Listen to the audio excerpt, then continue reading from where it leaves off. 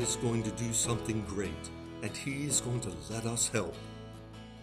These memorable words were written to a small group of Dunwoody Baptist Church members who had caught a glimpse of a vision that had begun in the heart of their pastor, Jim Chavis.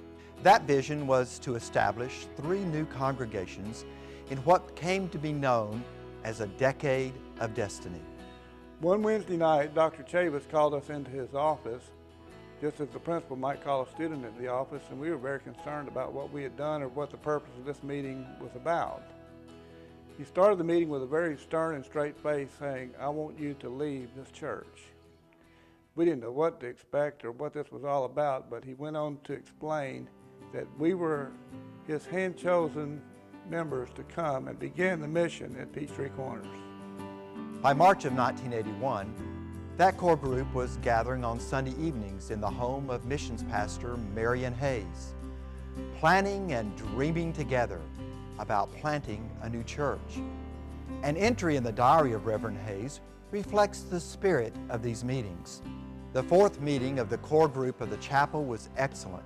With 30 people present, we continued our doctrinal study with this lesson's theme being Jesus. Participation in the discussion was the best yet. You can feel and almost see the group becoming a church. A spirit of love and concern is being generated by the Holy Spirit. Expectation is running high. In Mary and Jackie's house on Sunday evenings, we worshiped, we prayed, we studied, we learned a lot about what it meant to be a church and what it took to start a church. The following month, the vision became much more tangible when the first trailer was delivered and rolled on to a muddy spot on this corner, on land donated by local developer Jim Coward. On May 31st, 1981, the first service at Peachtree Corners Chapel was held with 79 enthusiastic worshipers gathered in the new trailer.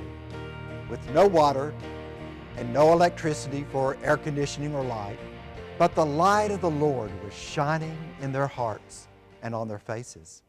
I clearly remember that first Sunday we had set out chairs the night before, and when we got there that Sunday we realized we didn't set out enough. We didn't know what God had in mind. We were thinking in human terms of who all had been with us in the early days at Marion's house, and didn't know that God was already calling people to come that very first Sunday in the trailer. Within 4 months, another modular unit was needed. One writer said that this corner was beginning to look a bit like a small trailer park, but God was doing mighty things inside those trailers. His Spirit was moving and lives were being transformed. And we'd drive by these trailers and think, wonder what's going on in there. And we happened to meet a member who had an Alabama shirt on, and Butch did as well, and they conversed and he invited us and we came, and that was our first Sunday was at their celebration of their 1-year anniversary, and we came that Sunday and have been here for 30 years since. Susan and I were kind of looking around for a church home, and really when we came to Peachtree Corners Baptist, we really thought we were going to be a part of an organization. What we didn't know at that time is that we were being providentially called by God to be a part of a living organism, His church. My life and Susan's life was transformed. I became an authentic believer and follower of Jesus Christ. And Susan recommitted her life to Christ. Peachtree Corners Chapel attendance grew quickly, and Reverend Hayes realized that the time was coming for the church to call its first full-time pastor. A pastor search team was formed in the spring of 1982, and after many weeks of prayer and searching, Reverend William Douglas Turner was called to the church in view of a call. He preached for the first time on October the 10th, 1982, and a vote was taken to call him as pastor to begin October the 30th. Peachtree Corners Baptist was constituted as a church on December the 5th, 1982, with a charter membership of 127. The great thing about Peachtree Corners, as it grew, our children grew in the church with all the other children, and the ministry here was always so great. As the attendance grew, so did the ministry needs. The first group of deacons was ordained to help the pastor minister to the growing flock. The congregation was growing, and the families of the congregation were growing as well. There were special days of parent-child dedication, as families covenanted to raise their children in the light of the gospel. The growth was starting. It wasn't long until we were packed out, so when we got started on the first permanent building project, it was really exciting. It's exciting to build when you're busting at the seams. October of 1983 came to be known as Miracle Month in the life of the 10-month-old congregation. Funds were needed to help with the completion of the church's first permanent structure.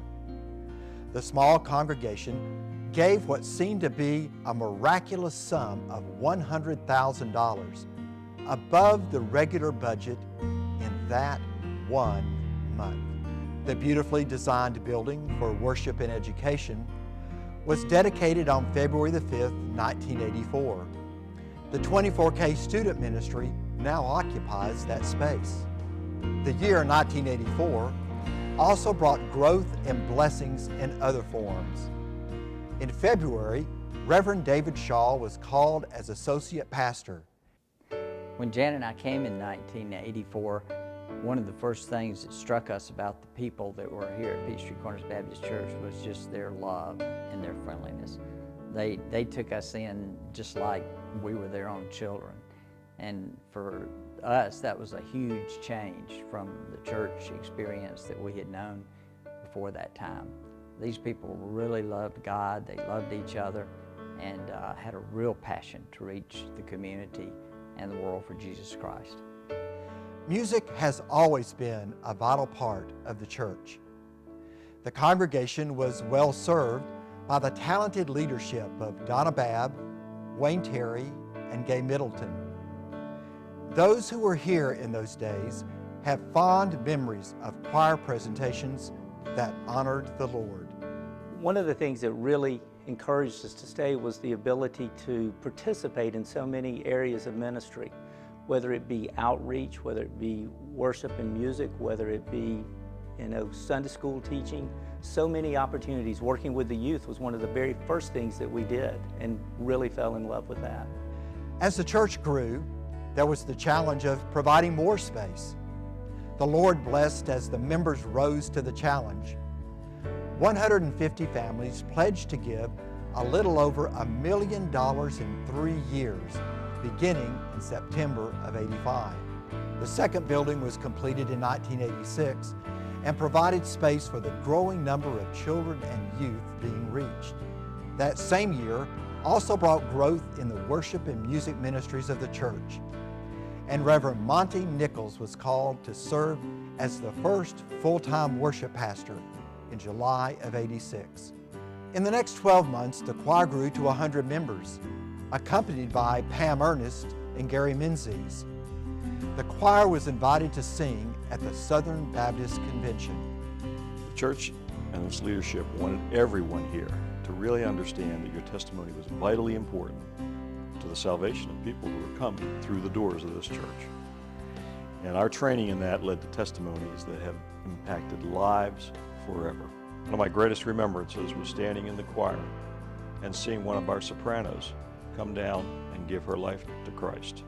An adult conversion in a church that really, really desired to see conversions of everyone who would name the name of Christ. In September of 1986, the church's weekday preschool was launched under the leadership of Gay Knight.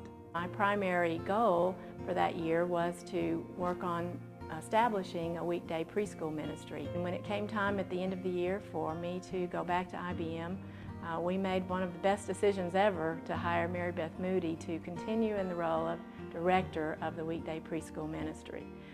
I feel very confident saying that because Mary Beth is still here today after 30 years and still doing an incredible job of ministering to our community. By the end of 1986, the church was poised for growth in ministry in the decades ahead. We, whose lives have been touched through the ministry of Peachtree Corners Baptist Church over the past 30 years, have many things for which we are grateful. We are thankful for the vision of Dr. Jim Chavis and members of Dunwoody Baptist Church. We thank God for our founding mission couple, Marion and Jackie Hayes. We owe a debt of gratitude to the founding core group who launched Peachtree Corners Chapel, the people who are lovingly referred to as the trailer folks. We are grateful to Jim Cowart, who donated all of the land in this strategic location of Peachtree Corners. We are grateful to all who have faithfully served over the years as pastors and staff. The vision of our founders was crystallized in our first mission statement. Striving to be obedient to God's biblical mandate, we are committed to worship the risen Christ, to develop the believers for effective Christian living, and to proclaim the gospel to our community and to the world, all to the ultimate glory of God. May we always be faithful to the vision God has given us and that which He has yet to reveal. Our founding mission pastor, Marion Hayes, said it well. God is going to do something great, and He is going to let us help.